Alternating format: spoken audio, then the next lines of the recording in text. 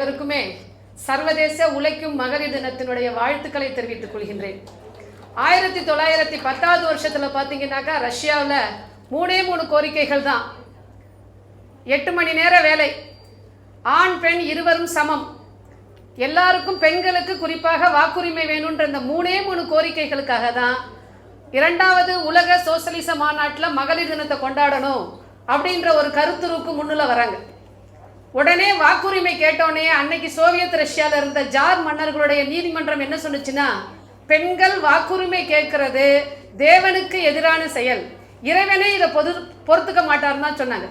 அந்த அளவுக்கு தான் பெண்களுடைய சுதந்திரம் 1910களில் ரஷ்யாலேயே அப்படின்னா பாருங்க, 10களிலேயே அப்படி தான் இருந்தது.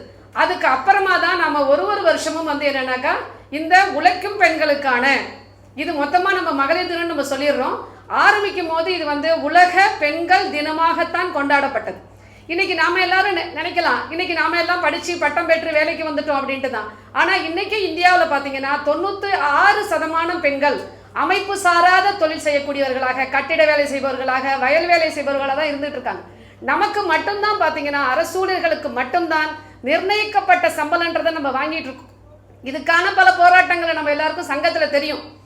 அப்படிப்பட்ட காலகட்டத்தில் தான் நாம் இருந்துட்டு இருக்கிறோம். இதே காலகட்டத்தில் தான் தமிழ்நாட்டில் கீழ வெண்மணியில் 1969 வருஷத்துல நாம இன்னைக்கு பார்த்தீங்கன்னாக்கா இன்னைக்கு மகளிர் தினத்தில் கலர்ஃபுல்லாக நாம எல்லாரும் இருந்துட்டு இருக்கோம். ஆனால் அந்த உழைக்கும் பெண்கள் முட்டிக்கு கீழே சேலை கட்டணும், கணுக்காலுக்கு கீழே சேலை கட்டணும், எங்கள் தலைமுடியை நாங்கள் பின்னி போடணும், கொண்ட போட மாட்டோம், எங்கள் வீட்டு வாசலில் நாங்கள் கோலம் போடணும் அப்படின்னு சொன்னப்ப, அதோட சேர்ந்து எங்களுக்கு கால்படி நேல் ஜாஸ்தியாக கொடுக்கணும்னு சொன்னப்பதான் ஒரு 44 பெண்களையும் குழந்தைகளையும் நில உரிமையாளர்கள் வீட்டோடு வச்சு கொளுத்தின கீழ வெண்மணின்ற நிகழ்வு நடந்தது. ஒரு 60 வருஷத்துக்கு முன்னாடி தான், 1969 தான். அப்படிப்பட்ட ஊர்ல தான் இன்னைக்கு நாம உரிமைகளை பத்தி பேசிட்டு இருக்கிறோம். இன்னைக்கு நாம இதுவே பாத்தீங்கன்னாக்கா தமிழகத்துல இந்தியாவில் ஒரு குரல், நாமெல்லாம் மகளிர் தினத்தை கொண்டாடும் போதே ஒரு குரல் என்ன சொல்லுதுனாக்கா, ஆதி காலத்துல இந்தியாவில் மனு ஆண்ட காலத்துல பெண்களுக்கான முழு உரிமையும் இருந்துச்சுன்னு சொல்றாங்க. அப்படிப்பட்ட காலத்துல நாம எதுக்கு இன்னைக்கு உரிமைகளை கேட்கக்கூடியவங்களா இருக்கிறோன்ற ஒரு குரலும் வந்துகிட்டு இருக்குது. உங்க எல்லாருக்குமே தெரியும், பெண்கள் குறிப்பாக பெண்கள் கல்வி கட்டுறாங்கனாக்கா அவங்க காதுல ஈயத்தை காய்ச்சி ஊத்தணும், கல்வி அவங்களுக்கு போகக்கூடாது, கைம்பெண்கள் நிலை, சதி எப்படி இருந்தது, மொட்டையடிக்கப்பட்ட நிகழ்வுகள் எல்லாமே நமக்கு தெரியும். ஆனா மனு என்ன சொல்லுதுன்னா, இன்னைக்கும் ஒரு சில அமைப்புகள் என்ன சொல்லிட்டு இருக்காங்கன்னா, பெண்கள் பணிக்கு வெளியில வர்றாங்கனாக்கா கண்டிப்பாக அவர்கள் ஒழுக்கமுடையவர்களாக இருக்க முடியாது. தன்னுடைய கணவர் என்னன்னாக்கா பல பெண்களோட தொடர்புல இருந்தாலும் அவரை என்னன்னாக்கா அந்த இடத்துக்கு கூட்டிட்டு போறக்கூடிய பெண்களாக பெண்கள் இருக்கணும், அவங்க தான் ஏகபத்தினிகள், தர்மிகள் அப்படின்னு சொல்றாங்க. அது மாத்திரம் இல்லாம பெண்கள்ன்றவங்க எப்படி இருக்கணும்னாக்கா, கணவனுக்கு குஷ்டமே வந்திருந்தாலும் எம்ஆர் ராதா ஒரு படத்துல சொல்லுவான் இல்லையா, அள்ளி அள்ளி கொடுத்த நடி காந்தான்ட்டு தான், எப்படி அந்த பொம்பளை அவன் கூட திரும்ப அந்த மனைவி போயிட்டே இருப்பான். இன்னைக்கு நம்ம நினைச்சு கூட பார்க்க முடியாத அளவுக்கான சினிமாக்கள்லாம் வந்திருக்கு. அதை தான் அந்த மனு சொல்லிக்கிட்டு இருக்கு. இன்னைக்கும் பாத்தீங்கன்னா பல அமைப்புகள் அந்த மனுக்களை தூக்கு பிடிக்கக்கூடியவர்களாக தான் இன்னைக்கு இருந்துட்டு இருக்காங்க. ஆனா அதுதான் சிறந்ததுன்னு சொல்றாங்க.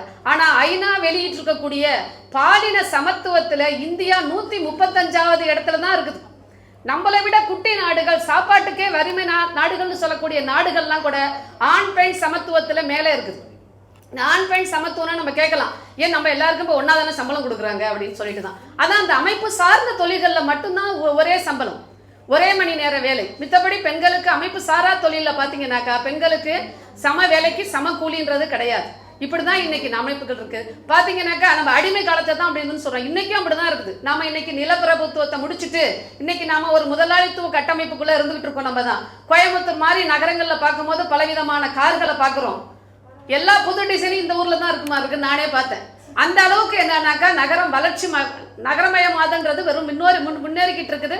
அப்படிப்பட்ட காலத்திலையும் இன்னைக்கு பாத்தீங்கன்னாக்கா ஆண்களுடைய மனதுக்குள்ள ஒரு ஆணாதிக்க சிந்தனையும் நிலப்பிரபுத்துவ சிந்தனையும் தான் நிலைச்சி இருந்துகிட்டு இருக்குது.